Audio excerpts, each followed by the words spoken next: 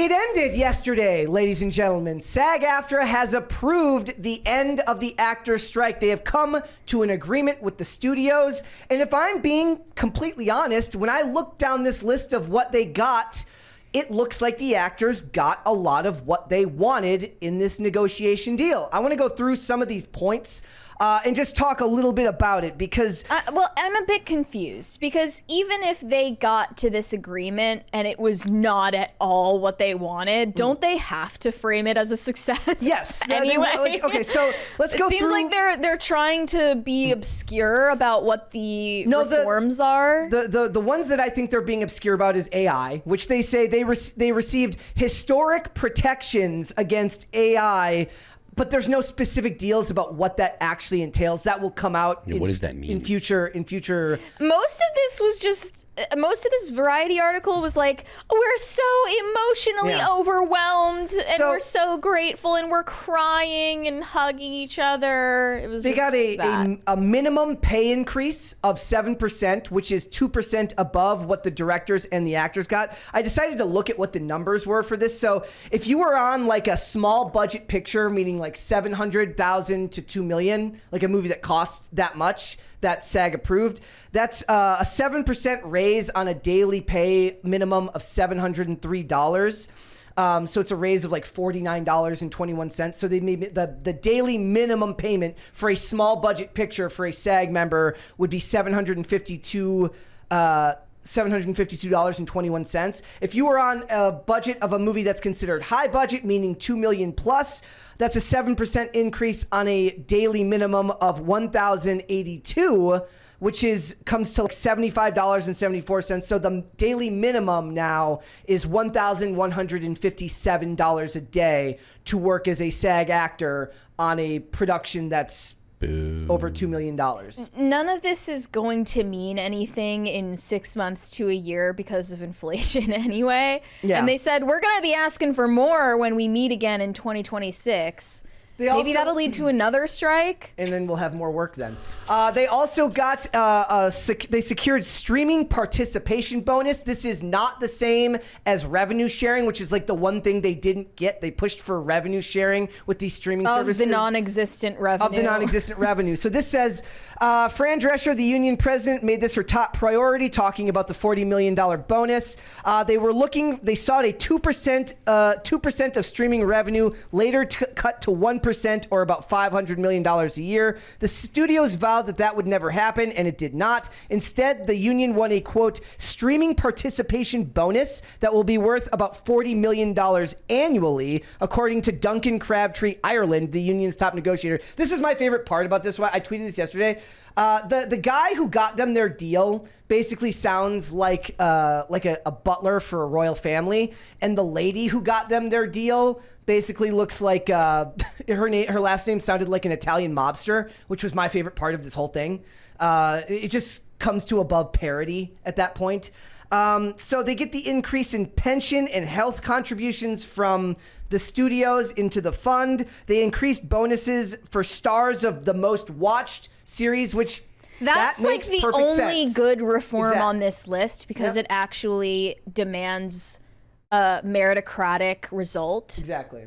For the shows that do well. Yeah. So if no one's watching you, you don't deserve revenue sharing. It says actors' residuals on made-for-streaming TV shows are capped at a fairly low level, as actors on a 1-hour episode of an Amazon show would make no more than $2,000 in the first year of use. The same episode on a broadcast network could pay $3,600 for each rerun, with the potential for multiple reruns in a year. That's why the people who laugh all the way to the bank will still always be the people who end up on these network television shows that get 22 episodes a season, right? I was just reading this article that the show SWAT, which just finished its 6th season before the strike and is getting like a 13-episode final season, just sold its streaming rights to like WeTV, and all those actors are now. Shamar Moore is the star of that show, which means he has now residuals coming from that and Criminal Minds. So that dude's just literally swimming in money, most likely, which is awesome, right? Because that means that if it went for that many seasons, that means that people actually watched it, which means you actually deserve your residuals because it's not coming from a large pot of nothing.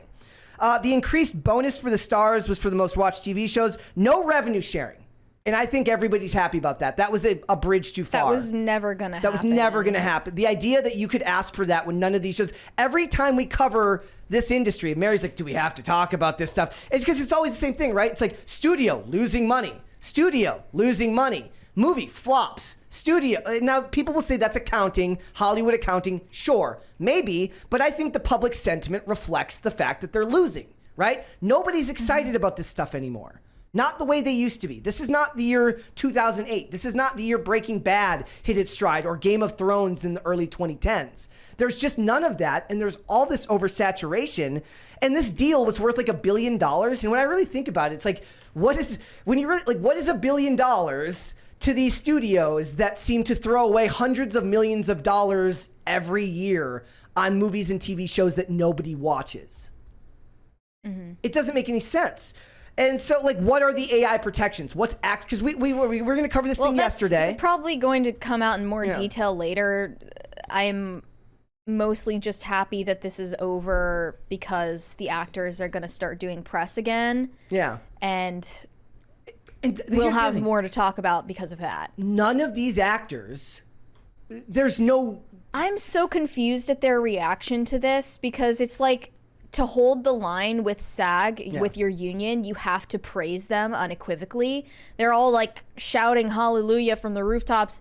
And if I were one of these actors who was forced to not work for like half a year, I would be like, no, screw my union. They did this to me and the rest of my industry for 118 days and made so many people have to like sell their houses, move, go bankrupt, so that we could get this mediocre agreement that doesn't fulfill most of the promises they made. I think they got most of what they wanted here. I think that they're probably running cover for the fact that they didn't get what they wanted. I would like to know because more, they're not going into detail. And we would need to know more about residual income, which was a big part of it before, which they're not talking about in this agreement right now. So the other thing that bothers me about this, I only made 20 cents off Orange is the New Black. They go through all of this, and what you don't hear about is like, what are they going to do to hold the actors responsible when the shows don't do well?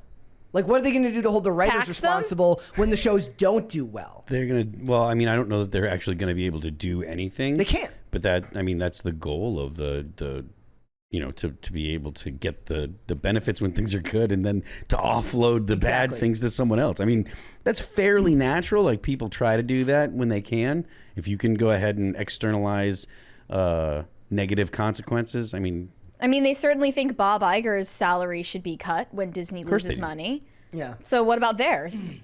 They're never willing to sacrifice their own... just a baby. Their own... That's the answer. That's the answer. Goo goo gaga. I'm just a baby. I'm just a baby. They cry out in pain as they hit you. Yeah. They're cry bullies. Oh, not me. I would love to know, because we had a topic we were going to cover this week that we ended up skipping, which was all the AI lawsuits that are going on right now. Yeah, right? Yeah. So Scarlett Johansson has just started a lawsuit against an AI company that used her image in a video, a deepfake video, where she's promoting their app from behind the scenes of Black Widow. Yeah. And then I also saw that Nicolas Cage made some pretty extreme comments about AI, calling it inhumane and a nightmare, because in his short cameo in The Flash, all he was asked to do was kind of stand there in front of the camera. And they did the he was rest in and out in post. 20 minutes. Yeah. And they edited him to be like fighting a giant spider or something. Yep. And he was like, I never did that. And he's it was like, CGI. I wanted to fight a giant spider. They didn't even let me. That's not fair. Yeah. So he said, what I was supposed to do was literally just be standing in the alternate dimension and witnessing the destruction of the universe. I had no dialogue. I had to convey with my eyes the emotions, so that's what I did. I was on set for maybe 3 hours, and when I went to the picture, it was me fighting a giant spider. I did not do that. That was not what I did. I don't think it was created by AI. I know Tim Burton is upset about AI, as I am. It was CGI, okay, so that they could de-age me, and I'm fighting a spider. I don't know what happened there. I can't describe the feeling it gives you. It reminds me of when other cultures say, don't take my picture because it's the taking away of your soul. Of your soul, yeah. It takes something from your soul or psyche. It's very disturbing, especially when it has to do with you. It's like a robot taking your humanity. Yeah. And that's the other thing. This contract will be up in 6 years. AI will be so much more advanced in 6 years. So much more advanced. What are they going to do then? They're not going to be able to do anything. You could get the most robust agreement possible, but that you don't have enough foresight for what it's capable of. Yeah. For the next 6 years. Yeah, I don't know what they end up doing about it. And then the actors are celebrating all this right now, but it really does feel like it's the kind of celebration where they just feel like they have to do it to make it seem like they got what they wanted.